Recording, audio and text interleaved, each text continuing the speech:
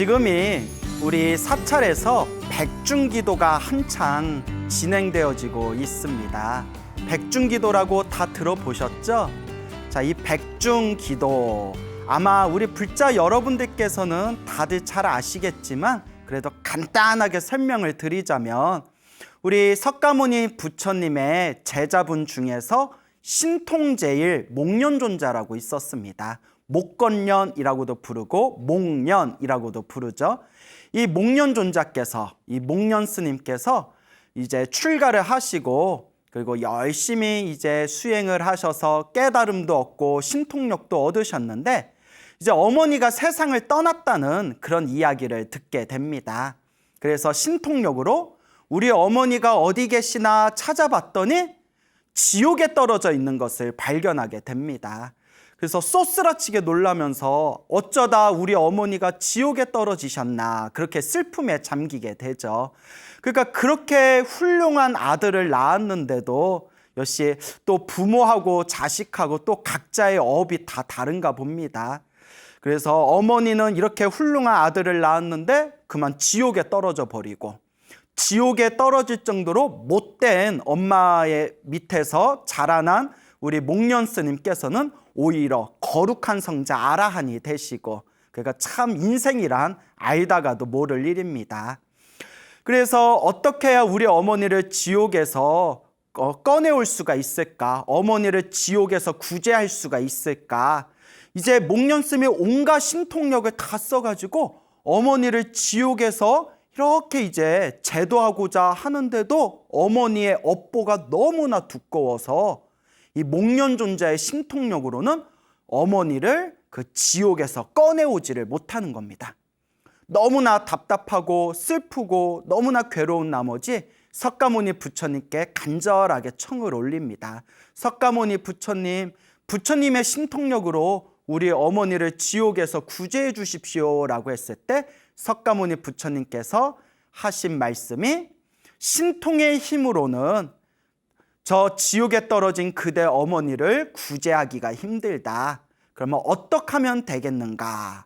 마땅히 하한거 3개월 동안 열심히 수행하신 스님들을 이제 모셔놓고 해제일에 하한거 해제일에 이제 공양을 올리고 그리고 스님들이 정성껏 염불하고 독경해 준다면 그 공덕의 힘으로 어머니가 지옥에서 구제되어질 것이다 라고 이렇게 이제 부처님께서 법을 설하십니다.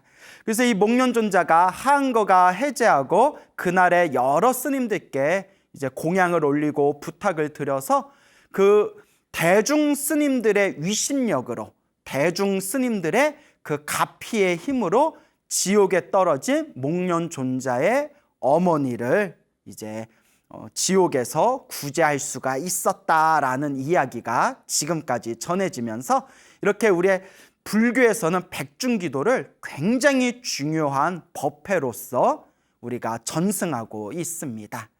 자, 그래서 지금 사찰에서도 이제 하한거 해제가 어느덧 코앞에 점점 다가오고 있지 않습니까? 그래서 아마 한창 지금 백중기도가 진행이 되고 있을 것이고 하한거 해제일에 그 당일날에 이제 백중기도 회양이 이루어지면서 우리 인연 있는 모든 영가들을 극락왕생할 수 있도록 스님들이 그렇게 이제 공덕을 짓는 날이 백중의 진정한 의미가 되겠죠.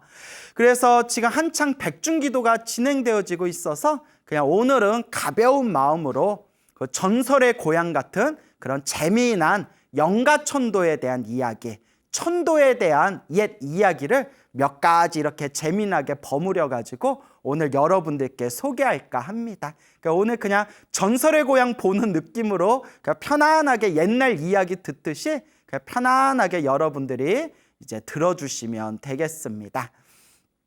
그 영가천도와 관련된 수많은 이야기가 불교설화에 굉장히 많이 전해지고 있습니다. 그래서 그 이야기들만 영가들을 천도했다거나 아니면 괴로운 곳에 떨어진 중생들을 이제 좋은 곳으로 천도한 그런 이야기들만 모아놓은 것만 하더라도 이루 헤아릴 수 없을 정도로 굉장히 많은 이야기들이 있는데요. 그 중에서 오늘은 또 몇 가지 이야기 여러분들께 전해드릴까 합니다. 당나라 시대 때 있었던 일입니다. 그 당나라 시대 때 명도라는 스님이 계셨습니다. 이 명도 스님은 평생 금강경을 독송하던 스님이었습니다. 매일같이 정성스럽게 금강경을 독송하고 간절하게 이 금강경을 항상 수행 삼아서 이 금강경을 외우던 명도라는 스님이 계셨는데, 어느 날 그 비둘기 한 마리가 싹 날라와서 그 집의 기둥 위에다가 새 둥지를 만들더니 거기다 알을 낳고 그 새끼 2마리를 이렇게 키우고 있었다고 합니다. 그래서 이 자비심이 가득한 명도 스님이 항상 매일매일 그 지붕 위에 새 둥지에 그 새 새끼 2마리, 새 새끼 앞에서 항상 이렇게 합장하시면서 새들아 새 새끼야 새 새끼야 하니까 이상하네요. 뭐 새 새끼니까 새 새끼야 새들아, 내가 금강경을 독경한 공덕으로, 매일같이 금강경을 독송하셨지 않습니까? 내가 금강경을 독송하는 공덕으로 무럭무럭 잘 자라거라, 무럭무럭 잘 크거라 라고 매일매일 그 지붕 위에 새둥지를 바라보면서 명도 스님께서 항상 합장하시고 축원을 해줬다고 합니다. 그렇게 매일매일 그 새들을 향해 가지고 새 새끼야 새 새끼야, 금강경을 독송한 이 공덕의 힘으로 너희들이 무럭무럭 잘 크거라, 잘 자라거라, 이렇게 이제 축원을 해줬는데, 어느 날 요 새끼들이 이렇게 날개짓 연습하다가 그만 새끼 2마리가 뚝 땅에 떨어져 가지고 그만 죽어버렸다고 합니다. 그 스님이 너무나 가슴이 아파서, 아유, 이렇게 새로 태어난 것도 참 슬픈 일인데 제대로 날아보지도 못하고 이렇게 빨리 명이 다했구나라고 스님이 슬퍼하시면서 그 새들을 양지 바른 곳에 잘 묻어주고 또 새들을 위해서 금강경을 정성껏 그렇게 독경을 해줬다고 합니다. 그러다가 어느 날 명도 스님께서 어느 날 이렇게 잠에 들었는데 그냥 생생한 꿈을 꾸시게 됩니다. 꿈속에서 그 어린 소년, 어린 남자의 2명이 쓱 나타나더니, 스님 혹시 저희를 알아보시겠습니까? 스님, 저희는 스님 지붕 위에 새둥지에 살았던 그 새 새끼 2마리입니다 라고 꿈에서 명도 스님께 인사를 하는 겁니다. 스님, 저희들이 전생에 업장이 두꺼워서 이번 생에 새 몸으로, 축생의 몸으로 태어났는데 스님의 금강경 독송 소리를 들으면서 저희들의 공덕이 쌓이고 쌓여 저희들이 새 몸을 빨리 벗게 되었습니다 라고 하는 거예요. 그러니까 그 새 새끼 2마리가 뚝 이렇게 죽은 게 새 몸을 빨리 벗기 위해서 그렇게 빨리 이제 새의 어떤 명을 빨리 마치게 되었던 것이죠. 스님의 금강경 독경 덕분입니다. 스님, 그래서 저희들은 여기에서 저 동쪽으로 한 10리길 정도 지나서 한 마을에, 어디 마을에 저희들이 사람의 몸으로 이제 태어나게 되었습니다. 스님 너무 감사드립니다 하면서 그 어린 소년 2명이 꿈에서 싹 사라지는 겁니다. 꿈에서 탁 깨고 나서 명도 스님이 신기하다, 참으로 신기하다. 그리고 꿈에서 그 소년이 가르쳐준 대로 여기서 동쪽으로 10리길 지나서 어디 집, 그것을 이제 머릿속에 잘 기억해 놓고 있다가 몇 해가 지난 뒤에 혹시나 해서 그 마을을 스님께서 직접 찾아갑니다. 스님께서 이렇게 마을을 찾아가서 이렇게 두리번거리면서 집을 찾아보니까 아니나 다를까 어느 한 집에 쌍둥이 2명이 애들이 이렇게 앉아 있는 겁니다.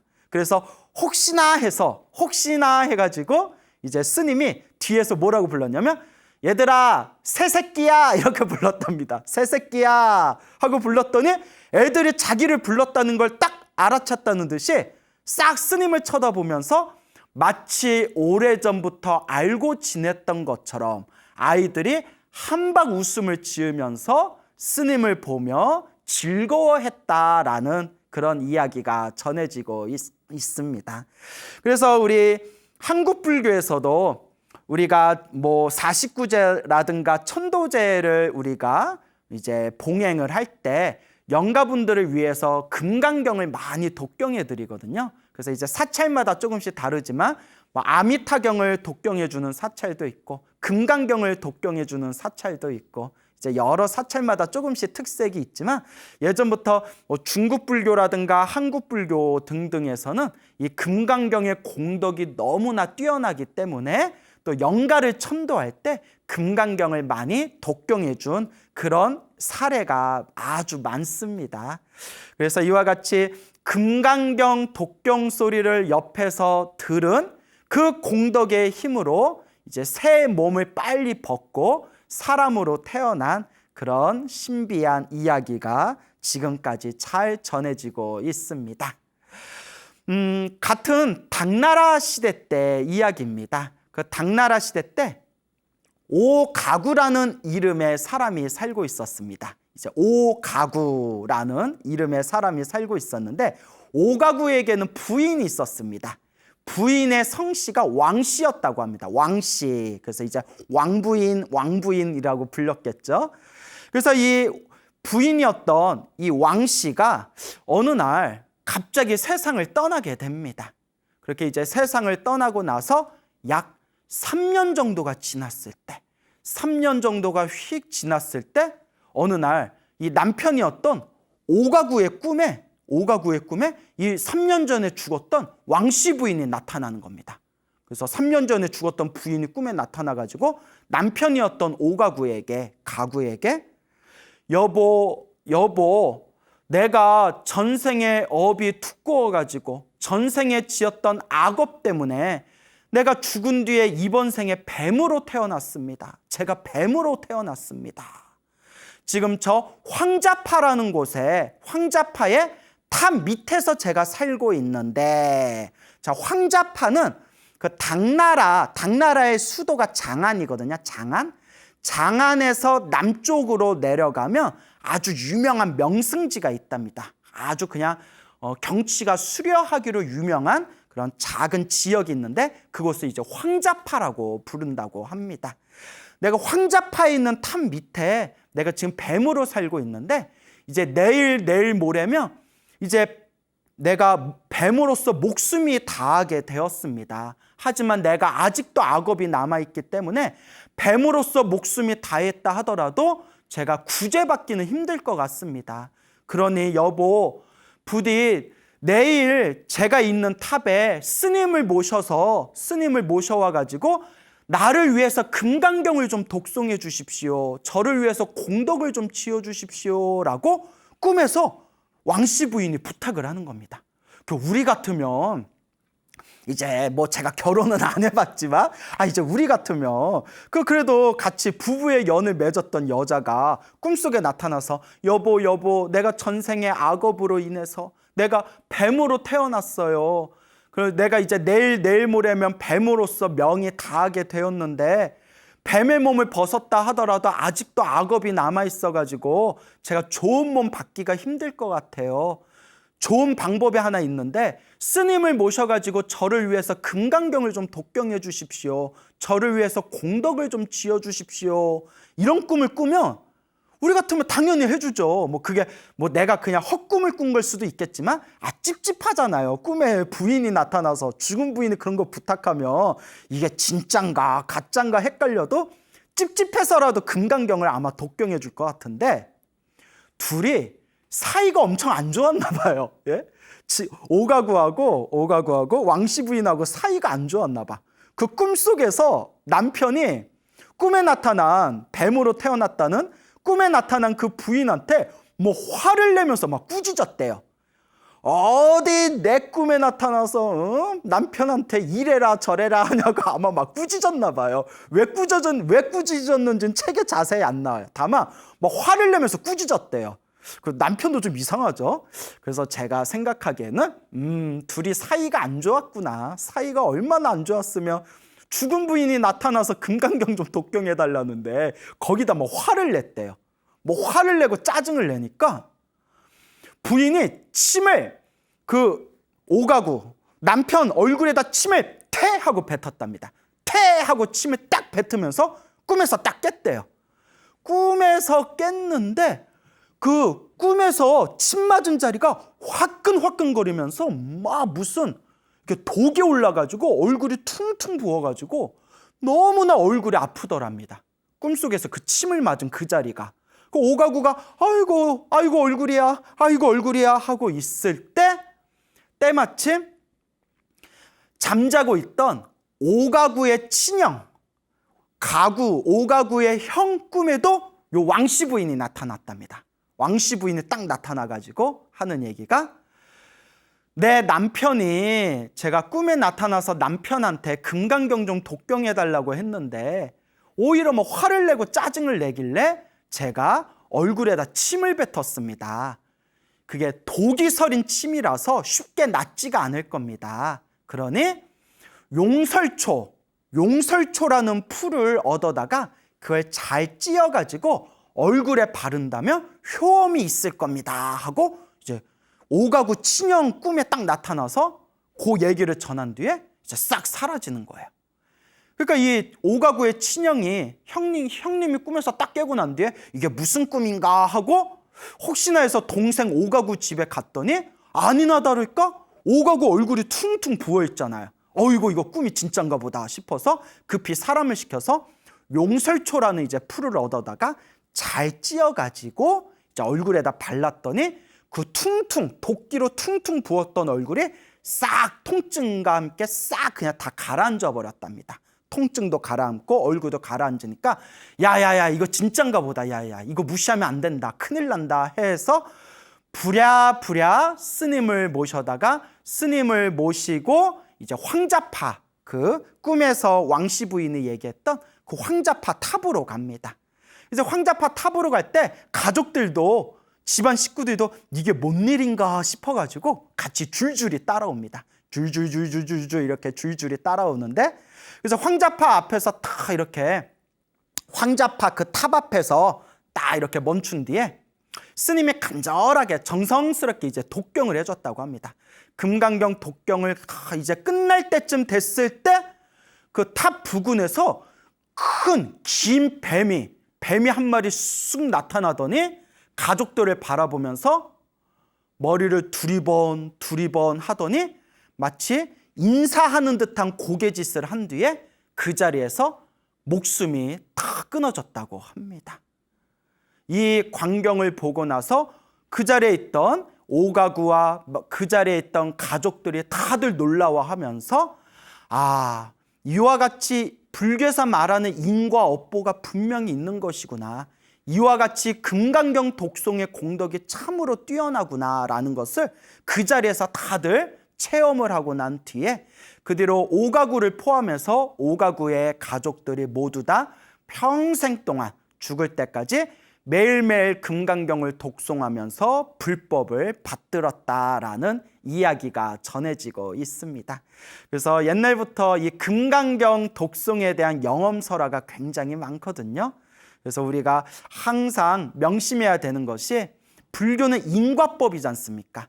모든 것은 내가 지은 원인대로 그 결과를 내가 받는다라는 인과어변의 가르침이 바로 불법의 핵심입니다.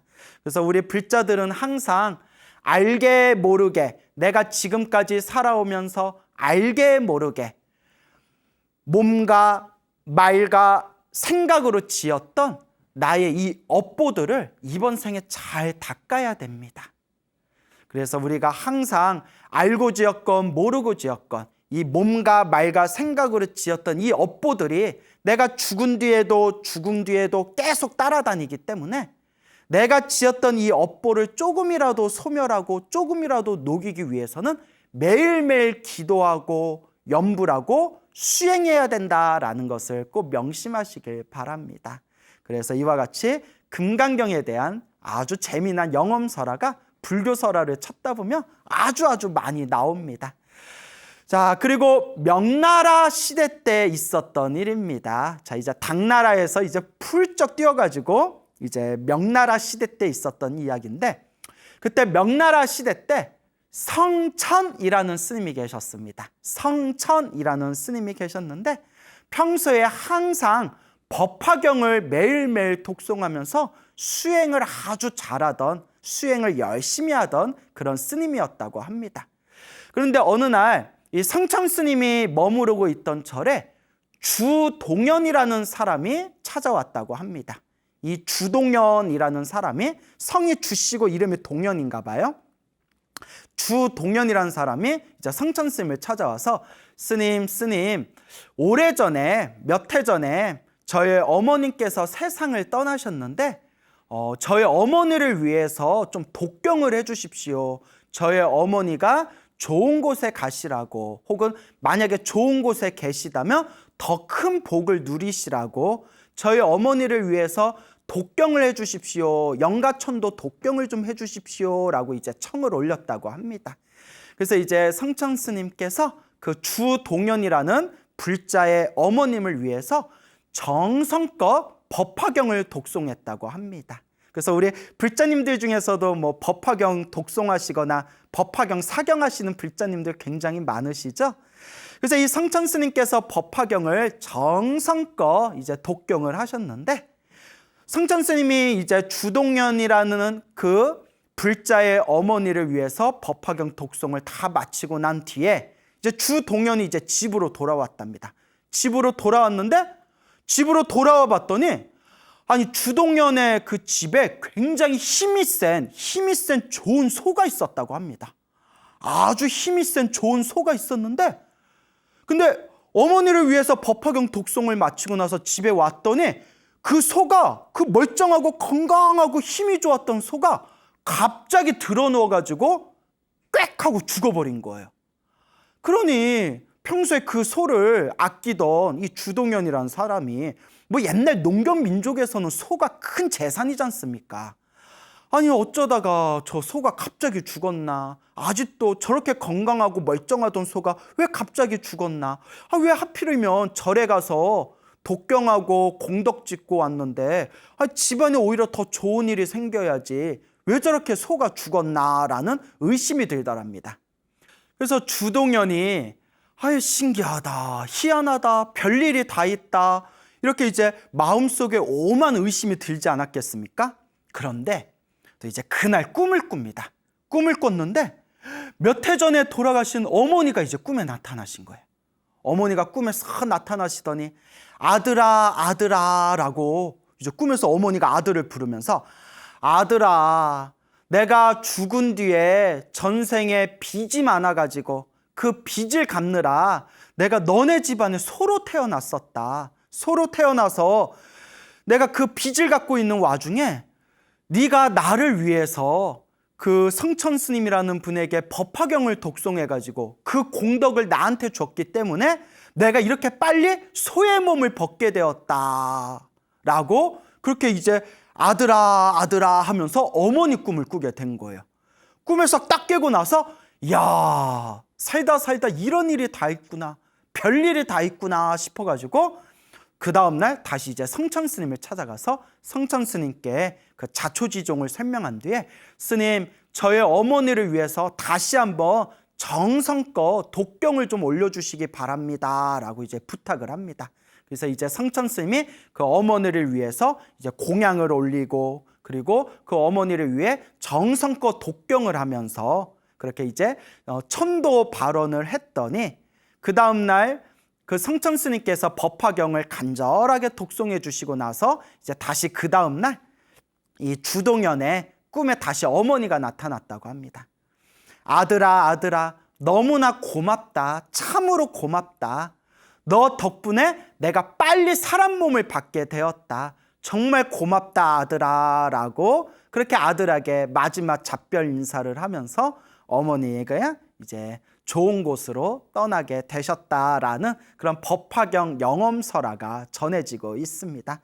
그러니까 우리 불자 여러분들께서도 살아생전에 부모님한테 효도를 제대로 못해서 뭐 아쉬웠던 분, 답답하셨던 분, 뭔가 조금 내가 부모님께 제대로 효도를 못해서 좀 마음에 숙제 같은 그런 어떤 짐이 느껴지시는 분들은 한번 돌아가신 부모님들을 위해서 금강경도 좋고 법화경도 좋고 부처님의 대승경전을 정성스럽게 독경하시거나 정성스럽게 사경하셔서 내 돌아가신 부모님과 나와 인연 있는 영가들을 위해서 이 부처님의 가르침을 독송한 대승경전을 독송한 이 공덕을 회양하겠습니다라는 마음으로 한번 기도를 하면 어떠시겠습니까? 부처님의 가피는 너무나 위대하고 너무나 신비롭습니다. 사람이 살아가면서 우리가 항상 느끼고 또 항상 마음으로 우리가 항상 생각이 나는 것 중에 하나가, 왜 사람은 살아가면서 좋은 일도 생길 때가 있고 나쁜 일이 생길 때도 있을까? 왜 어떤 사람은 행복하게 살아가고 왜 어떤 사람은 불행하게 살아갈까? 이런 여러 가지 또 의심들이 일어나지 않습니까? 불교에서는 이 모든 게 다 인과법이라고 합니다. 모든 것이 다 내가 지은 인연법, 모든 것이 내가 지은 원인과 내가 지은 결과에 의해서 펼쳐진 인과어변의 가르침이라고 합니다. 자, 그래서 이와 같은 관점에서 우리 불자 여러분들이 항상 명심하셔야 되는 게, 우리 중생들은 살아가면서 알게 모르게 몸과 말과 생각으로 수많은 업들을 지었기 때문에 항상 우리가 명심해야 되는 것이, 이번 생에 조금이라도 내가 지었던 나쁜 업이 있다면 그 업장을 소멸해야 되고, 그리고 더 나아가서 끊임없이 조금이라도 복을 짓고 선업을 짓고 공덕을 쌓을 수 있도록 노력을 해야 됩니다. 항상 여러분들이 늘 이 소나무를 보면서 귀가 따갑도록 듣는 이야기가 있죠? 행복도 불행도 내가 지은 업이다. 모든 것이 다 내가 지은 인연법이다. 내 운명을 아름답게 바꾸기 위해서, 내 운명을 더 행복하게 바꾸기 위해서 항상 기도하고, 그리고 항상 복을 짓고 항상 이 마음을 잘 써야 된다라는 것을 우리가 항상 명심해야 되겠습니다. 자, 그래서 우리 항상 불자님들께서는 늘 우리가 매일매일 기도를 해 나아가야 돼. 특히 지금처럼 특별한 백중기도 기간에는 나의 업장을 소멸하는 마음으로, 그리고 나와 인연 있는 영가들을 천도한다는 마음으로 기도에 더욱더 한번 집중해 보시기 바랍니다. 제가 지금 여러분들께 당나라 시대 때, 명나라 시대 때 그런 옛날 이야기들을 전해드렸는데, 이러한 비슷한 체험의 사례들이 지금 현대 이 순간에서도 펼쳐지고 있습니다. 그 어느 불자님께서 경험하신 이야기입니다.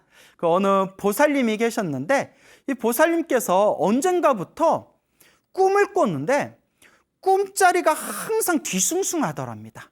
자꾸 꿈에 막 흉악한 사람들이 나타나서 자꾸 꿈에서 자기를 괴롭히는 꿈도 꾸고, 막 꿈에서 죽은 사람들도 나타나고, 꿈에서 막 별의별 귀신들도 보이고, 그래서 항상 잠을 잘 때마다 잠자리가 굉장히 험악했다고 합니다.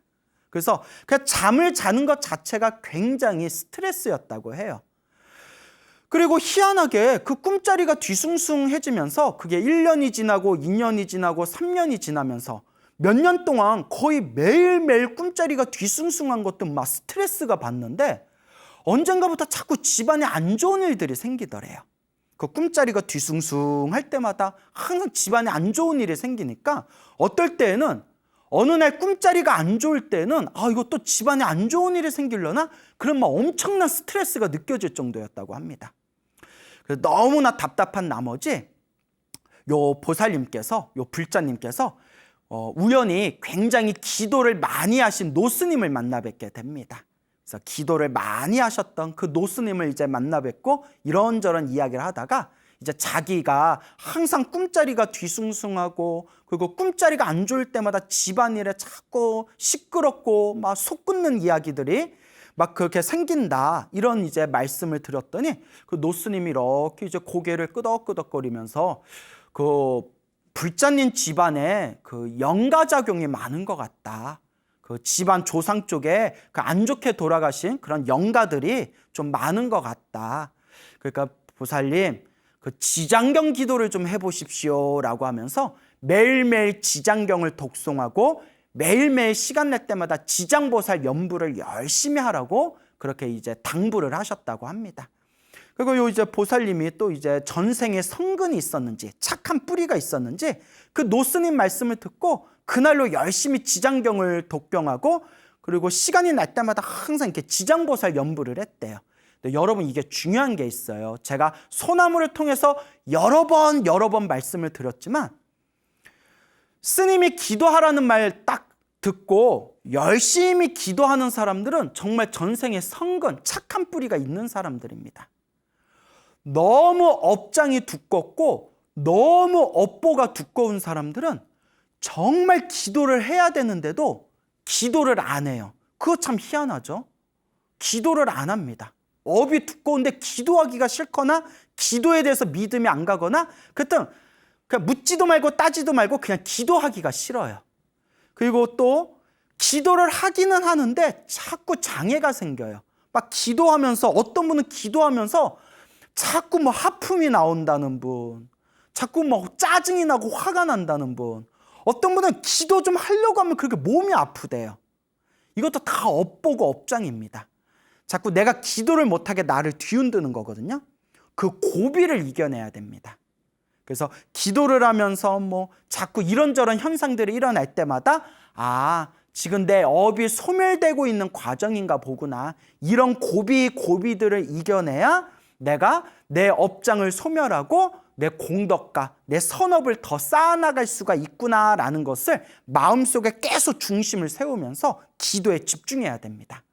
하지만 전생에 착한 뿌리가 있으신 분들은 기도하는 것을 매일매일 즐거워하고 매일매일 습관처럼 매일매일 기도를 하시지만 정말 좀 업보가 두꺼운 사람들은 기도를 안 하거나 기도를 하더라도 제대로 집중을 못 하더라라는 것을 제가 수백 명의 불자들을 보면서 제 나름대로 그런 결론들을 얻게 되었습니다. 이건 또 제 얘기만 그런 게 아니라 그 기도 많이 하신 큰 스님들이 또 다 똑같은 말씀을 하셨어요.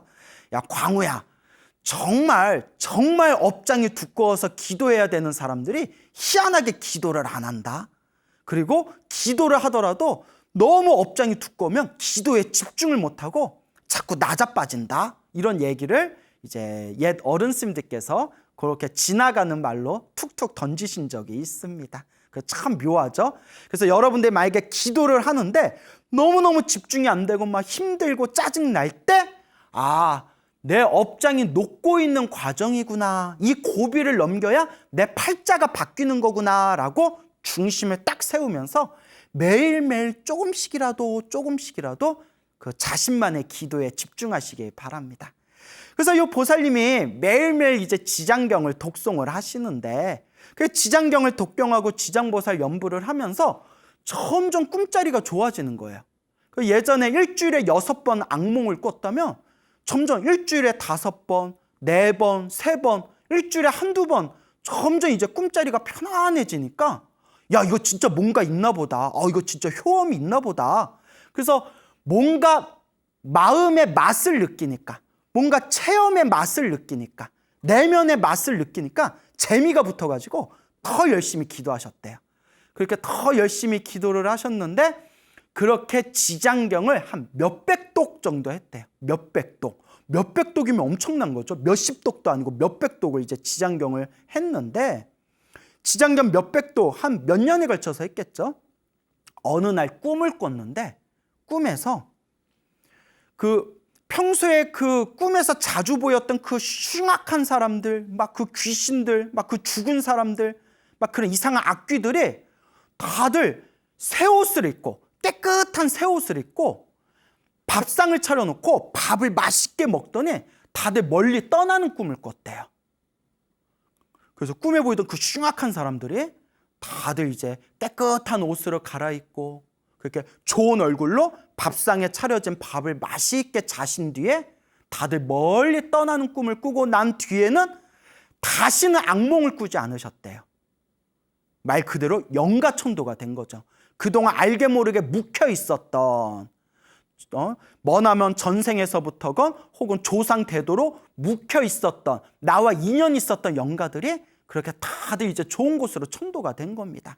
그러면서 그토록 자신을 괴롭혔던 그런 집안 안팎의 그런 여러 가지 안 좋았던 일들이 그냥 싹 사라지면서 너무나 크나큰 부처님의 가피를 체험하게 되었다라는 그런 불자분의 이야기가 있습니다.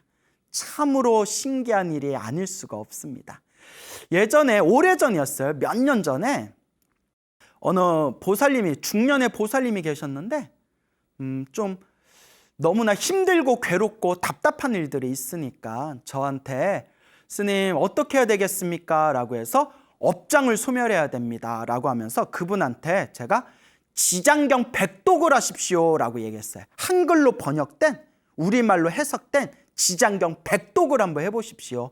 지장경 100독을 하면 무언가 우리 불자님의 에너지가 이렇게 바뀌게 될 겁니다 라고 했는데 깜짝 놀라면서 스님 그걸 100독으로, 그 100번으로 어떻게 그걸 읽어요? 이러더라고요. 그래서 그 순간 제가 마음으로 아직 멀었다. 아직 멀었다. 업이 두꺼울수록 더 많이 기도해서 그걸 녹여야 되는데 성근이 있는 사람은 지장경 100독 하세요 라고 하면 힘들지만 한번 해보겠습니다 라고 반응하고, 아직 업이 두꺼운 사람들은 너무 많아요. 그거 어떻게 해요? 그거 100독, 10독도 아니고 그 많은 걸 어떻게 해요? 그러면서 또 바깥으로 다른 사람들 찾아다니면서 제가 힘든데 어떻게 하면 되겠습니까? 제가 힘든데 어떻게 하면 되겠습니까? 백날 밖으로 찾아봤자 정답은 없습니다. 내가 지은 업은 내가 풀어야 된다. 내가 지은 숙제는 내가 풀어야 된다. 내가 지은 빚은 내가 풀어야 된다. 그게 인과법입니다. 그러니 우리가 인생을 살아가면서 힘들고 괴롭고 답답한 일이 있다면 정말 간절하게 피눈물을 흘리는 마음으로 간절하게 기도하면서 업장 참여를 해야 된다라는 것을 꼭 명심하셔야 됩니다. 그래서 그 불자님 같은 경우는 지장경을 몇백 독을 했대잖아요. 몇백 독. 그러니까 100독 이상을 하신 거예요. 몇백 독. 그 정도로 간절하게 기도를 했기 때문에 그렇게 자신의 팔자, 자신의 운명의 에너지를 바꿀 수가 있었던 겁니다. 몇백 독이면 하루에 한 독씩, 보통 지장경 하루에 지장경을 한 번 이렇게 읽는데 한 2시간에서 3시간 사이 정도 걸리거든요. 한 2시간 반에서 3시간. 천천히 읽으면 한 3시간 좀 넘게도 걸리는데 보통 매일매일 지장경 독송하시는 분한테 얼마나 걸리십니까? 하면 보통 빨리 읽으면 2시간, 이렇게 좀 적당히 속도를 조절하면 2시간에서 3시간 안에는 그렇게 지장경을 한번, 한글로 된 지장경을 한 번 다 읽습니다라고 하더라고요. 그래서 매일매일 그렇게 금강경도 좋고 법화경도 좋고 지장경도 좋습니다. 매일매일 자신의 기도를 통해서 내 업장을 녹여나가야 된다라는 것을 꼭 명심하시길 바랍니다. 몇십 년 전에, 수십 년 전에 그 중국 불교에서 활동하시던 홍일대사라는 아주 큰 스님이 계십니다.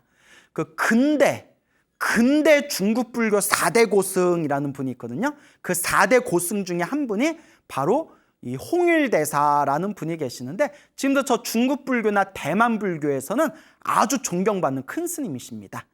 이 홍일대사에게 친한 도반 스님이 있었답니다. 그 현진이라는 스님이 계셨는데 홍일대사의 친한 도반이었던 현진 스님이 출가 전에 지방을 관리하던 그 관리직에 있었다고 합니다. 근데 그 당시에 얼마나 도적대나 마적대들이 많았었지 않습니까? 그래서 지방 관리하는 관리직에 있으면서 그 도적대들을 소탕하게 되었는데 그때 원치는 않았지만 아무래도 도적대를 소탕하는 그런 와중에서 굉장히 수많은 좀 살생을 저지르게 되었다고 합니다. 그래서 어느 날 인생의 무상함을 느끼고 머리를 깎고 출가를 하셨는데 그 오뢰사라는 절에 머무르고 계셨답니다. 오뢰사라는 절에 머무르고 있을 때 자기가 그 소탕했던 도적대들이 꿈에 막 나타나가지고 현진 스님을 막 괴롭히더랍니다. 몇 날 며칠 동안 꿈에 그 죽었던 도적대들이 나타나서 왜 우리를 죽였냐라고 자꾸 이제 자기를 괴롭히니까 너무나 이제 스트레스를 받고 막 공포심에 떨다가 내가 부처님 제자인데 부처님 법에 의지해야지라는 마음이 생기면서 나무 아미타불 연부를 지극정성을 하셨다고 합니다. 나무 아미타불, 나무 아미타불, 지극정성으로 나무 아미타불 연부를 매일매일 정말 목숨 걸고 나무 아미타불을 연부를 했더니 나중에는 꿈에서도 나무 아미타불 연부를 할 정도가 됐다고 합니다. 꿈에서도 나무 아미타불 연부를 할 정도가 되면서 꿈에서 도적대들이 나타났을 때 습관처럼 저절로 그 도적대들을 향해서 습관처럼 나무 아미타불 연부를 할 때마다 그 꿈에 나타난 그 귀신들이 이렇게 다들 사라지는 꿈을 몇 번 꾸고 나서는 그 뒤로는 단 한 번도 꿈속에서 그 죽은 귀신들이 나타나지 않았다라는 그 이야기를 현진 스님께서 그 홍일대사라는 그런 어른 스님에게 직접 자신의 체험담을 이야기해 준 게 지금까지 그 이야기가 전해지고 있습니다. 그러니까 여러분, 우리 인간이 헤아릴 수 있는 세계는 한정되어져 있습니다. 요새 무슨 물질 문명이 너무 발달하다 보니까 이런 영적인 세계에 대해서 우리가 잘 안 믿는 경향이 있는데, 불교에서 하고 있는 뭐 49제나 천도제나 백중 같은 게 다 엉터리는 아닙니다. 다 나름대로의 이유가 있어서 우리 선지식들께서 만들어 놓으신 그런 중생을 제도하는 법 중에 하나가 바로 이런 천도의식이 되겠습니다. 근데 여러분, 49제 천도제를 지내고 백중기도를 지내는 것은 다 좋은 일이지만 49제 천도제를 밖으로 지내는 것보다 더 중요한 게 있습니다. 제가 항상 하는 이야기, 내가 기도를 해야 된다. 내가 내 스스로 기도를 해야 되고 내가 내 스스로 닦아야 진짜 효과를 보는 거지, 밖으로 이렇게 구슬 지내거나 밖으로 천도제를 백날 지내봤자 내가 내 자신을 닦지 않으면 더 이상 변화가 없다. 그러니 내가 지은 업은 내가 닦는다는 마음으로 내가 기도해야 된다라는 것을 꼭 명심하시길 바랍니다. 자, 백중 기도 동안 열심히 수행하셔가지고 여러분들 삶에 크나큰 행복의 열매가 가득히 열리기를 축원드리겠습니다. 어느 젊은 여성 불자님이 계세요. 지금 나이가 이제 30 초반 됐으려나? 그 젊은 여성 불자님이 계시는데 뭐 또 우리 소중한 나 무한행보 소나무의 아주 애청자입니다. 그분께 이제 직접 들은 이야기예요. 그분이 이제 나이는 젊지만 항상 연불 하고 법화경 사경도 많이 하고 그리고 또 평소에 물고기 방생도 많이 하는 분이세요. 그래서 아주 그 신행 생활을 잘하고 있는 그런 젊은 여성 불자님이 있습니다. 그 불자님이 오랫동안 집에서 키우던 개가 있었대요. 개, 여러분들 개 좋아하세요? 저는 고양이도 좋아하고 개도 좋아하거든요. 근데 이 개 이름이 복돌이였어요. 복돌이. 귀엽죠? 복돌이.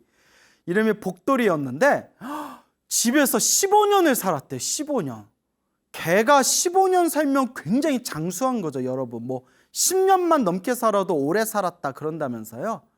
근데 15년을 같이 집에서 뒹굴면서 같이 키웠으니 뭐 이제 거의 개가 아니라 식구 수준이죠. 가족 같은 그런 이제 개가 있었는데, 이제 우리 복돌이, 이 복돌이가 한 15년 정도 이제 함께 지냈는데 이제 암에 걸렸대요. 암에. 이제 개가 암에 걸렸는데 그 암이 이제 뭐 나이도 많은 그런 노견이잖아요. 그래서 이제 온몸에 이제 전이가 돼가지고 이제 수의사 선생님한테 가봤더니 이제 뭐 더 이상 어떻게 손 쓸 수 있는 그런 상황이 아니다. 그냥 남은 시간 동안 이렇게 편안하게 해주고 이렇게 무지개 다리로 이렇게 떠나보낼 수 있도록 마음의 준비를 하셔라, 뭐 이렇게 이야기를 하더래요.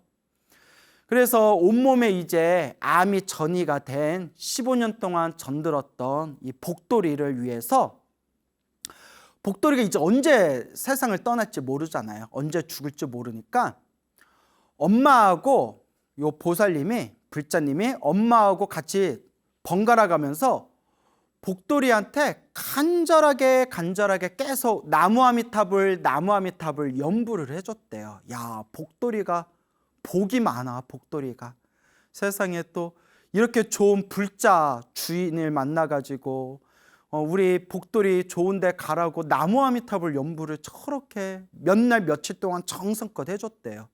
요 보살님하고 엄마하고. 그리고 또 이제 뭐 하루 종일 사람이 연불해 줄 수는 없잖아요. 그래서 그 나무 아미타불 연불 테이프 있죠. 뭐 요새는 인터넷으로 뭐 그런 게 다 나오잖아요. 인터넷으로 뭐 나무 아미타불 연불 소리를 항상 복돌이한테 들려줬대요. 여러분 이제 뭐 여담이지만 스님 그냥 연불 소리를 그냥 기계로 틀어놓은 연불 소리를 들어도 효과가 있습니까? 저는 그래도 사람이 해야 효과가 있는 거 아닌가? 저도 그렇게 생각했는데 그 대만이나 중국의 큰 스님들 법문을 보면 기계로 틀어놓은 연불 소리도 들어도 효과가 있다라고 하시더라고요. 그냥 연불 자체, 그 연불 소리 자체에 이미 에너지가 있기 때문에. 자, 그래서 그 복돌이를 위해서 요 불자님하고 요 어머님하고 몇 날 며칠 동안 복돌이한테 나무 아미타불 연불해주고, 그리고 계속 그 나무 아미타불 연불 소리를 계속 이제 귀에다가 들려줬대요. 그런데 이제 며칠이 지나서 복돌이가 이제 죽었어요. 숨이 끊겼어요. 숨이 딱 끊겼는데 이 불자님이 이제 어디서 뭐 법문을 들었거나 책에서 뭘 보셨는지 48시간 동안 이제 바로 어디 그 죽은 복돌이의 그런 이제 몸뚱아리를 처리하지 않고 48시간 동안 복돌이가 좋은 곳에 태어나기를, 극락왕생하기를, 극락세계 왕생하기를 간절하게 발언하면서 어머님하고 함께 48시간 동안 계속 연불을 해주고 아미타경, 무량수경, 관무량수경, 정토삼부경을 계속 독송을 해줬대요. 계속 그렇게. 정말 복이 많다. 야, 정말 어쩜 그렇게 그 개가 주인을 잘 만나가지고 죽음을 코앞에 뒀을 때 몇 날 며칠 동안 주인이 연불해줘. 숨이 끊겨가지고 죽었는데 48시간 동안 나무 아미타불 극락왕생 연불해주고 아미타경 무량수경 독송해주고. 정말 복돌이가 이름을 잘 졌네. 복이 많네요. 예? 그렇게 이제 간절하게 48시간 동안 극락왕생을 발언하면서 기도를 해준 뒤에 개를 이제 뭐 언제까지 죽은 개를 방에 둘 수는 없잖아요. 그래서 그 화장터를 갔대. 화장터. 그래서 이제 뭐 요새는 이제 뭐 화장터, 동물도 이렇게 화장해주고 소각해주는 그런 화장터가 있나 봐요. 이제 그렇게. 그런데 희한한 게 48시간이 지났는데 그 개를 이렇게 들었는데 화장터 이제 데려가면 차에 싣고 가야 되잖아요. 죽은 지 48시간이 지난 개인데 마치 살아있는 것처럼, 잠자고 있는 것처럼 몸은 식었지만 살이, 관절이 말랑말랑하더래요. 원래는 특히 작은 짐승일수록 숨이 끊기면, 아마 개 키워보신 분들은 알 거예요. 이미 개 키워보신 분들은 몇 시간 지나면 바로 몸이, 그 짐승들은 몸이 뻣뻣하게 굳어져 버리거든요. 작은 짐승일수록. 말랑말랑하더래요. 개 살결이. 희한하다 해가지고 어쨌거나 이제 복돌이를 싣고 그 이제 뭐 동물도 이렇게 소각해주는 그 화장터에 가서 그 아저씨한테 이제 맡겨서 화장터에서 이렇게 화장을 하는데, 아저씨가 그 개를 받아가지고 이렇게 화장하려고 이렇게 이제 만져보고 준비를 했을 거 아니에요? 개가 죽은 지 얼마 안 됐네요. 뭐 죽은 지 뭐 얼마 되지도 않았네요. 뭐 몇 시간도 안 됐네요. 이렇게 얘기하시더래요. 그래서 아니에요, 죽은 지 48시간 지났어요 했더니 그 화장해 주시는 아저씨가 그런 소리 하지 말라고. 아니 개가 48시간이 지났는데 이렇게 말랑말랑할 수가 없다고 하고 끝까지 믿지를 않으시더래요. 당연하죠. 그 화장하시던 아저씨는 당신이 지금까지 그 살아왔던, 그리고 당신이 만져보고 경험했던 그런 당신의 경험치가 있을 거 아니에요. 당신의 상식선에서는 이 작은 개가 죽은 지 48시간이 지났는데도 이렇게 살이 말랑말랑하다는 건 있을 수 없는 일이라는 거예요. 믿지를 않더래요. 그리고 불자님이 막 미치고 팔짝 뛰겠죠. 이거 진짜 죽은 지 48시간 됐는데 저희가 만져봐도 신기해요. 근데 뭐 믿거나 말거나 뭐 그걸 뭐 어떻게 증명하겠어요. 뭐. 그래서 그렇게 이제 화장을 잘 하고 그렇게 이제 잘 마무리를 했답니다. 복돌이를. 그래서 그렇게 이제 복돌이를 위해서 염불해주고 무량수경, 아미타경, 정토삼부경도 간절하게 독송해주고 복돌이의 극락왕생을 위해서 그렇게 이제 염불공덕을 지어줬는데 얼마 지나지 않아서 어머님이 생생한 꿈을 꿨대요. 꿈속에 처음 보는 그런 곳이었는데 그 안개같이 희미한 그런 사람 형체의 희미한 수많은 존재들이 왔다 갔다 하더래요. 딱 느낌이 뭔가 영가, 우리가 불교에서는 죽은 혼을 영가라고 하잖아요. 뭔가 영가일 것 같은 그런 느낌 들지 않아요? 안개같이 그런 희미한 사람 모양의 수많은 형체들이 왔다 갔다 하고 있는데 그곳에 어떤 남자가, 훤하게 생긴 남자가 환한 미소를 지으면서 엄마를 이렇게 쳐다보더래요. 이제 엄마가 꿈을 꾼 거예요. 엄마가 자기를 환하게 생긴 미소를 생생하게 이렇게 환한 미소를 지으면서 어떤 남자가 자기를 이렇게 웃으면서 쳐다보는데 엄마가 처음 보는 남자였대요. 얼굴이 생생하게 기억이 나신대요. 처음 보는 남자인데 자기도 모르게 너무 반가워하면서 복돌아 하고 외쳤대요. 그 남자를. 오, 소름 끼쳐. 처음 보는 남자지만 환한 미소를 지으면서 엄마를 이렇게 쳐다보는 걸 보고 복돌아 하고 이렇게 외쳤대요. 복돌아. 그러니까 그 복돌아 하고 외친 순간 남자가 이렇게 미소를 지으면서 이렇게 인사를 하면서 멀리 휙 하고 이렇게 멀리 사라지는 그런 꿈을 딱 꾸면서 어머니가 잠에서 딱 깼대요. 딱 봐도 그냥 꿈만 볼 것 같으면 복돌이가 좋은 곳에 갔나 보다 이런 생각이 들죠. 그 불자님이 당시 이렇게 경험하신 그 복돌이 이야기를 해주면서 이제 물어보신 게 스님, 우리 복돌이가 극락세계에 태어난 겁니까? 라고 물어보시길래 나야 모르죠. 저야 모르죠. 뭐 극락세계에 태어났는지 안 태어났는지는. 그런데 꿈만 볼 것 같으면 이제 사람의 모습에 환한 미소를 지으면서 인사하고 떠난 거 보니까 제가 이제 솔직하게 얘기를 했죠. 극락세계까지 태어났는지는 내가 잘 모르겠고 적어도 인간 이상의 좋은 몸을 받은 것 같다. 적어도 인간 이상의 그런 좋은 몸으로 복돌이가 태어난 것 같다. 그리고 염불을 열심히 해줬으니까 극락세계에 태어났을 수도 있겠죠.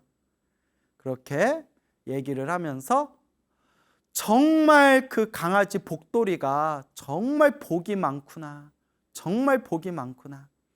비록 개로 태어났지만, 축생으로 태어났지만 전생에 한 가닥 성근이 있어서, 전생에 한 가닥 선업이 있어서 이렇게 좋은 불교 신자인 주인을 만나서 그렇게 15년 동안 좋은 주인 밑에서 편안하게 살다가 죽을 때에도 저렇게 연불소리 들으면서 좋은 곳으로 갔구나. 참 주인 잘 만난 복 많은 개구나라고 그렇게 이제 덕담을 드렸습니다. 그렇죠. 여러분, 사람도 똑같이 사람으로 태어나도 복이 많은 사람이 있고 좀 복이 없는 사람이 있듯이 짐승들도 똑같은 것 같아요. 개들이나 고양이를 봐도 개들도 개들도 막 보신탕 끌려가는, 아유 말하기도 끔찍하네요. 막 이렇게 보신탕 끌려가는 개들도 있는가 하면 막 개공장이라고 있잖아요. 막 뉴스에서 보고 저도 막 충격받았는데, 개공장에서 막 끔찍하게 그렇게 학대당하는 개들이 있는가 하면 정말 좋은 주인 만나서 평생 호의호식하면서 사는 그런 개들도 있고, 고양이들도 평생 그 추위에 떨면서 위험에 항상 노출된 길고양이들이 있는가 하면 평생 그냥 뽀송뽀송한 카페트 위에서 평생을 산 그런 이제 추루, 맨날 추루 먹으면서, 추루 아시죠? 추루, 고양이도 좋아하는 거, 추루를 추르륵 쭈르륵 먹으면서 그렇게 평생 행복하게 산 고양이들도 있지 않습니까? 아, 짐승들도 다 지들 복이 있구나. 그것도 다 자기들 복이겠죠. 그러니까 우리도 항상 복과 선업을 많이 짓고 공덕을 닦을 수 있도록 노력하고 노력해야 됩니다. 항상 우리 부처님 경전에도 나오고, 부처님 경전에도 나오고, 수많은 큰 스님들도 말씀하셨지만 중생들은 다들 자기 복대로 살아간다. 다 자기가 지은 업대로 살아가더라. 그러니 복과 선업과 공덕을 닦는 불자가 되어야 하겠습니다. 어느 또 여성 불자님이 계셨어요. 이제 여성 불자님이 계셨는데 아마 나이는 한 40대 될 거예요. 40 안팎 정도 될 텐데, 이분이 이제 처음에는 불교를 잘 모르다가 이제 부처님의 가르침을 만나서 이제 불교 공부를 이제 열심히 하기 시작했는데, 이분이 젊은 시절에 지었던 그런 죄책감, 큰 죄책감이 하나 있어요. 무엇인가 하면, 뭐 저도 자세한 얘기는 모르지만 뭐 이런 얘기 좀 자세히 또 물어보기도 그렇잖아요. 젊은 시절에 낙태를 한 경험이 있대요. 낙태를. 뭐 남자친구하고 사귀다가 애가 들어섰는데 어떻게 서로가 책임지지 못하는 상황이라서 뭐 낙태를 했을 수가 있겠죠.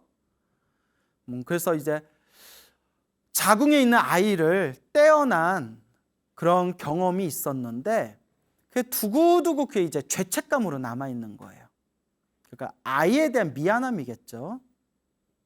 근데 여러분, 이런 얘기하면 조금 어떻게 말해야 될지 모르겠지만, 그냥 부처님 경전에 나온 대로, 부처님 경전에 보면 뭐 아함경이라든가 뭐 또 다른 어떤 팔만대장경의 어떤 대승경전들을 보면 인과 업보 이야기가 나오잖아요. 낙태를 하면 아주 무거운 업보를 받는다. 다음 생에 아주 무서운 업보를 받는다라는 내용이 경전에 나와요. 물론 또 오해하시면 안 되는 게, 그냥 자연 유산한 거는 아닙니다. 뭐 자연 유산한 거는 내가 원하지 않았는데 이렇게 인연이 잘 안 맞아서 떨어져 나간 거고, 이제 낙태는 내가 이렇게 내 뱃속에 살아있는 생명을 살생을 한 거잖아요. 물론 뭐 여자 업보도 있고 또 남자 업보도 있겠죠. 아버지가 되는 남자 업보도 있겠죠. 어쨌거나 이제 불교에서는 이 업을 되게 이제 무섭게 여겨요. 무겁게, 이 낙태의 업보를. 그래서 이분이 불교 공부를 하면서 뭐 스님들 법문 듣고 인과업보 이야기도 듣다 보니까 가뜩이나 마음의 죄책감이 심했는데, 내가 정말 무서운 업보를 지었구나. 마음이 더 무거워진 거예요. 더 무거워진 거예요. 근데 이것도 참 어려운 문제예요. 참 뭐 스님이 할 말은 아니지만 정말 뭐 어쩔 수 없는 상황과 조건 때문에 뭐 어쩔 수 없이 낙태하는 그런 상황들도 있다고 하잖아요. 예, 그러니까 참 이게 어려운 문제예요. 그래서 이분이 너무나 이제 마음이 무거워서 이 죄책감도, 자기가 이 죄책감도 녹이고 그 뱃속에 있던 아이에게 조금이라도 그 아이를 위한 마음으로, 그 아이에게 참여하는 마음으로 기도를 열심히 이제 하기 시작했대요. 그래서 매일매일 금강경을 독송하고 매일매일 연부를 열심히 했대요. 매일매일 금강경을 독송하고 시간이 날 때마다 꾸준히 이렇게 연부를 하면서 이 아이가, 그때 뱃속에서 세상을 떠난 이 아이가 부디 좋은 곳으로 가기를 그렇게 참회하는 마음으로 간절하게 기도를 했대요. 그렇게 이제 기도를 하면서 그렇게 몇 개월의 시간이 지났을 때 생생한 꿈을 꿨대요. 꿈을 꿨는데 꿈속에 갓난아이가 보이더래요. 아기가, 갓난아기가. 좀 무섭다. 갓난아기가 딱 보이는데 아이가 힘이 하나도 없이 그 온몸에 힘이 축 처져가지고 아이가 시름시름 앓고 있더래요. 아기가 시름시름 앓고 있는데 그걸 보면서 그 보살님이, 불자님이 막 가슴이 찢어질 듯 아프더래요. 꿈속인데도 그 시름시름 앓고 있는 아기를 보면서 막 가슴이 찢어질 듯이 아파가지고 아기를 이렇게 어루만져 주면서 막 이렇게 연부를 해줬대요. 애기야 하면서 간절하게 그 꿈속에서도 간절하게 애기한테 연부를 해줬는데 순간 애기가 몸에서 환한 빛이 나면서 애기가 갑자기 그 시름시름 그 죽을 듯이 앓고 있던 애기가 갑자기 확 살아나면서 애기 몸에서 환한 빛이 나면서 저렇게 멀리 허공으로 싹 이렇게 사라지는 꿈을 꾸면서 꿈에서 딱 깼는데 그렇게 막 눈에서 눈물이 나오면서도 가슴은 편안하더래요. 막 눈물은 막 서럽듯이 눈물이 나오면서 가슴은 편안한데 순간 뭐 그동안 불교 공부하고 쓰면 법문 들은 게 있으니까 이게 업장소멸인가 보구나. 그 애기가 계속 떠들고 있다가 이 애기가 부처님 가피로 이제 좋은 데 갔나 보구나라는 생각이 들더랍니다. 그러면서 그렇게 하염없이 울면서 이렇게 부처님께 감사합니다. 부처님 감사합니다. 애기야 미안하다. 애기야 미안하다 라고 하셨던 그런 어느 여성 불자님의 이야기를 들은 바가 있습니다.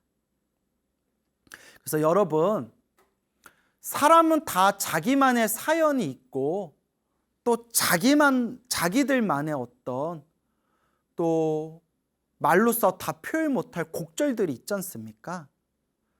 그래서 뭐 스님이 제가 뭐 이러쿵저러쿵 결혼도 안 해본 제가 이러쿵저러쿵 뭐 말할 수 있는 문제는 아니라고 생각합니다. 다만 이제 인과 업보와 부처님의 가피와 그 눈에 보이지 않는 영적인 세계를 공부하고 있는 이 제 입장에서 혹시 불교를 만나기 전에 혹은 젊은 시절에 잘 모르고 그렇게 뭐 어쩔 수 없는 사연과 우여곡절 때문에 뱃속에 아기를 떼어놓을 수밖에 없었던 그런 슬픈 사연이 있는 분들이라면 제가 간곡하게 말씀드리기를 이번 생에 이미 일은 벌어졌고 이미 물은 엎어졌잖아요. 어떡하겠어요? 물을 다시 담을 수는 없잖아요. 이번 생에 정말 간절하게 미안하고 죄송하고 정말 참회하는 마음으로 그 아기를 위해서, 뱃속에서 떼어난 그 아이를 위해서 이 아이가 부처님의 품 안에서 부디 행복하기를 그렇게 간절하게 기도를 하고 연부를 해주시기 바랍니다. 그 아이를 위해서 간절하게 연부를 하고 공덕을 닦으시기 바랍니다. 그래서 물이 엎어진 거는 담을 수는 없지만 그 엎어진 물을 우리가 닦을 수는 있고 하얀 옷에 튄 김치국물을 우리가 어떻게 뭐 원래 상태로 되돌릴 수는 없지만 정성껏 빡빡 빨아서 최대한 하얀 상태로 돌려놓을 수는 있지 않습니까? 그래서 혹시라도 그런 어떤 사연이 있는 분들이라면 그렇게 떠나보낸 아이를 위해서 부처님 우리 이 아이들을 부디 괴로움에서 벗어난 행복한 세계로 이끌어 주십시오. 아이야 아이야 부디 부처님의 품 안에서 행복하여라 라고 간절하게 그렇게 평생 참회하는 마음으로 기도를 올리시기 바랍니다. 자, 이렇게 눈에 보이지 않는 그런 어떤 영적인 세계들이 있는 것 같아요, 여러분. 그래서 불교에서는 뭐 지장경이라든가 아귀 보응경이라든가 수많은 팔만대장경에 보면 그런 심지어 니까야 같은 초기 경전에서도 아귀라고 나오거든요. 아귀, 배고픈 굶주린 귀신들을 천도시키는 그런 내용들이 나오고 있습니다. 그래서 우리 눈에 보이지 않지만 눈에 보이지 않는 정말 어떤 그런 영적인 세계가 있는 것 같다. 하지만 그런 영적인 세계에 대해서 우리가 또 미신을 가져서는 안 됩니다. 또 실제로 우리 주변에는 그런 어떤 삿된 견해를 가진 사이비 종교인들이 그런 영적인 세계를 미끼로 낚아가지고 사람들한테 사기치거나 겁을 줘가지고 그 사람들을 잘못된 길로 이끄는 경우가 있습니다. 그래서 눈에 보이지 않는 영적인 세계가 있다 하더라도 거기에 대해서 맹목적인 미신을 가질 필요는 없고, 중요한 것은 내 몸을 닦고 내 마음을 닦고 내 복과 선악과 공덕을 닦는 마음으로 그렇게 이제 염불하고 기도하고 수행하면 되는 겁니다. 그 곡성 전라남도죠. 전라남도 곡성에 태안사라는 절이 있어요. 태안사라는 우리나라 그 구산선문이라는 그런 구산선문 안에 들어가는 아주 그런 이름이 널리 알려진 절이 있는데, 이 태안사라는 이 사찰이 오랫동안 한국 불교에서 굉장히 그런 아주 그런 영광된 위치를 차지한 그런 천년고찰, 천년의 역사를 가진 사찰인데, 그 태안사가 6.25 전쟁 때 그쪽에 아주 그런 공비들도 많았고 아주 그냥 크고 작은 전쟁들이 계속 터지면서 전투가 벌어지면서 6.25 전쟁 때 거기에 완전히 그냥 불에 타서 그렇게 소실이 됐대요. 그래서 6.25 전쟁 이후로도 거의 30년 가까이 폐사지로 남았을 정도로 그런 이제 좀 천년의 고찰이면서 또 현대 한국 불교에서 또 그런 가슴 아픈 역사를 간직하고 있는 그런 곡성의 태안사라는 절이 있습니다. 그 태안사가 지금 같은 그런 사격을 다시 유지하면서 널리 이제 중창불사가 될 수 있었던 게 우리 한국 불교, 현대 한국 불교의 큰 스님이셨던 청화 큰 스님, 그 염불 수행을 많이 하셨던 그런 청화 큰 스님께서 그 태안사에 맨몸으로 들어가셔가지고 그 태안사를 지금의 사격으로 이제 일구셨던 그런 이제 역사가 있습니다. 청화 스님께서는 이제 오래전에 세상을 떠나셨죠. 청화 큰 스님을 기억하시는 분들 한결같은 말씀이 정말 자비롭고 언행이 일치되신 분. 사실 저도 그렇지만 말과 행동이 일치하기가 쉽지 않거든요. 근데 정말 옆에서 보고 위에서 보고 밑에서 보고 거꾸로 봐도 항상 언행이 일치되셨던 자비보살이다라고 지금도 많은 분들이 그렇게 회상을 하시더라고요. 근데 이제 청화 스님께서 그 태안사, 완전 한국전쟁 때 완전 불타버린 그 태안사를 이렇게 이제 일구실 때, 그때 이제 몇십 년 전에 그 당시에 그곳에 이제 기도를 오셨던 그런 많은 그런 노보살님들 그런 이제 증언에 의하면 그 재미난 얘기가 있습니다. 그 태안사에 이제 큰 스님이 이제 머무르시면서 거기에 이제 법당을 짓고 거기서 이제 법을 펼친다라는 소문이 불자들 사이에서 널리 퍼지면서 이제 노보살님들 혹은 이제 많은 그런 이제 불자님들, 그 당시 이제 불자님들이 이렇게 이제 태안사에 대해 많이 이렇게 기도하러 오셨는데, 새벽기도 올라갈 때 그날따라 막 비가 부슬부슬 오거나 날씨가 짓궂거나 우리가 좀 음기가 많을 때, 음기라고 하죠. 저 그늘진 차가운 음기가 많은 그런 부슬부슬 그런 비가 좀 오는 그런 날씨 때 새벽 기도 가려고 이렇게 태안사로 이렇게 이제 올라가다 보면 저기서 막 총을 든 군인들이 막 뛰어다니는 게 막 보인대요. 근데 한 명만 보인 게 아니라 여러 명이 수많은 사람들이 목격을 했대요. 야야야 뭐 훈련하냐?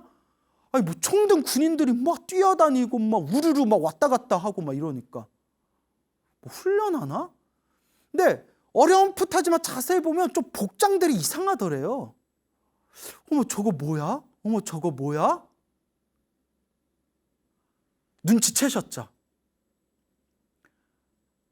알고 봤더니 한국전쟁 때 죽었던 그 군인들, 그 군인 영가들이 천도되지 못하고 아직도 그 전쟁하다 죽었으니까, 전투하다 죽었으니까 아직도 전투 중인 줄 알고, 아직도 전쟁 중인 줄 알고 천도되지 못하고 그 산, 그곳을 떠나지 못하고 그렇게 영가가 돼가지고 와 이렇게 나타나는 거예요. 아우 좀 슬프다. 예, 좀 무섭지만 좀 슬프다. 그걸 여러 사람들이 그걸 목격을 했답니다. 그런 것들을. 근데 이 청하 스님께서 평생 연불 수행을 하시고 또 청하 스님께서 이 평상시에 영가천도에 대해서 굉장히 조예가 깊으셨대요. 아주 그 영가천도에 대해서 그런 깊이가 있으셨던 분이었기 때문에 이 청하 스님께서 태안사에 계시면서 오랫동안 공들여서 그 태안사에 있는 그곳에 천도되어지지 못한 그런 군인 영가들이라든가 뭐 공비 영가들이라든가 그곳에서 뭐 이렇게 생을 떠난 그런 중생들 영가들을 위해서 오랫동안 천도제를 올리고 불공을 올리면서 그렇게 공을 들이셨다고 합니다. 그래서 그런가 이제 청하 스님께서 그곳에서 오랫동안 주석하시면서 점점 그런 산에서 그런 군인들이 뛰어다니는 그런 영가들을 보이는 현상이 점점 줄어들면서 이제 지금은 안 나타난다고 하니까 이제 여러분들은 걱정 없으셔도 되겠습니다. 그래서 저도 건너들은 얘기인데 그런 얘기를 들으면서 야 이걸 뭐 믿어야 되나 말아야 되나 싶지만 보이지 않는 그런 영적인 세계가 또 있기는 있는 것 같습니다. 고창에 도소람이라는 지장보살 도량이 있습니다. 그래서 고창에 도소람의 내원궁이라는 법당이 있거든요. 아마 이제 사찰 성지순례 많이 다니신 분들은 다 아는 유명한 사찰이 되겠습니다.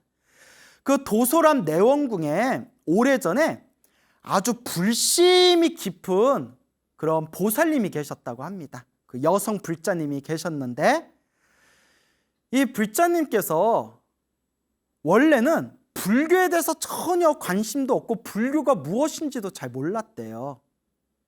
근데 이 불자님이 남편이 먼저 세상을 떠났는데 남편분께서 뭐 한이 많으셨는지 자꾸 남편분이 꿈속에서 자꾸 나타나는 거예요.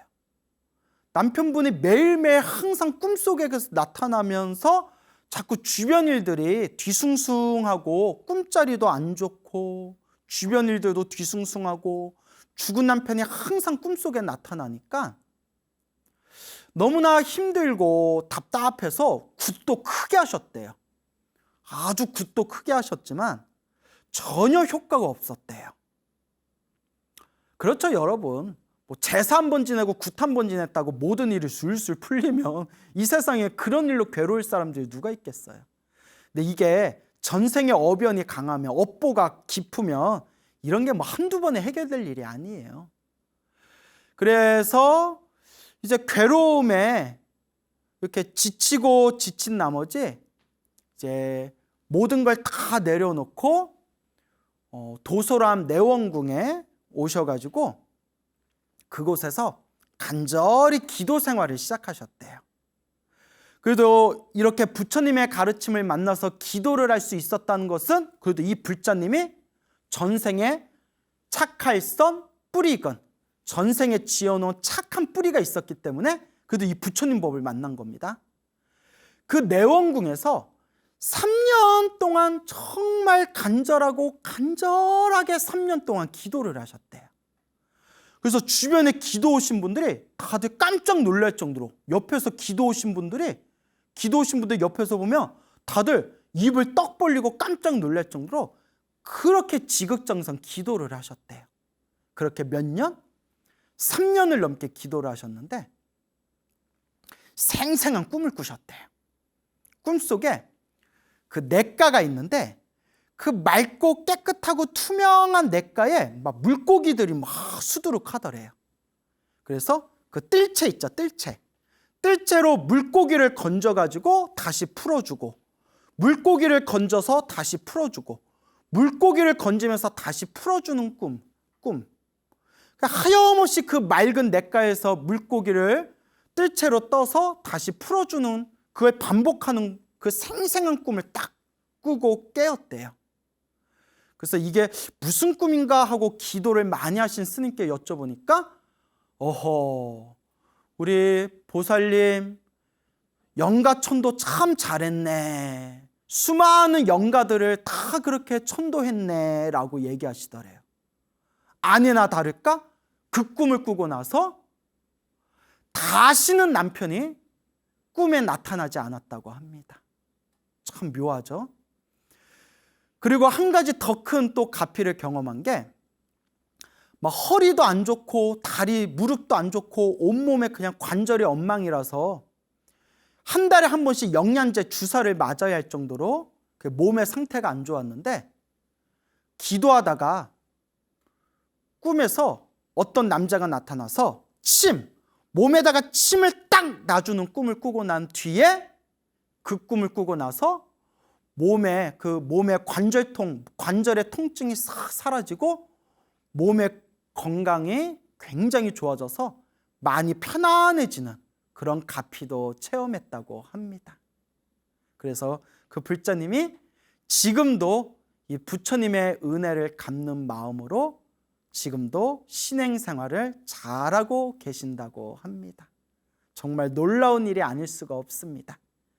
여러분, 오늘 여러분들에게 이렇게 또 재미난 이야기를 전해드렸습니다. 이 세상에는 수많은 그런 눈에 보이지 않는 영적인 존재들도 있기는 있는 것 같습니다. 하지만 거듭 말씀드리지만 그런 거에 너무 맹목적인 믿음을 가지실 필요는 없습니다. 제가 불교 공부를 하면서 제가 체험하고 확신을 가진 것이 하나 있습니다. 그것은 바로 천도 중에서 최고의 천도는 바로 염불입니다. 밖으로 무언가에 의지해서 거기에 기원하는 것이 아니라 내가 내 마음을 닦는 마음으로, 내 공덕을 닦는 마음으로 열심히 꾸준히 염불하고 염불하신다면 내 염불 공덕의 가피로 내 주변에 있는 인연 있는 영가들도 모두 다 좋은 곳으로 갈 수가 있을 겁니다. 항상 염불하고 마음의 공덕을 닦는 마음으로 그렇게 부처님의 가르침을 잘 닦는 불자들이 되시기 바랍니다. 여러분, 행복해지고 싶습니까? 행복한 삶을 창조하고 싶습니까? 복을 지으십시오. 선업을 지으십시오. 공덕을 쌓으십시오. 복과 선업과 공덕의 힘이 여러분들을 진정한 행복의 길로 이끌어 줄 것입니다.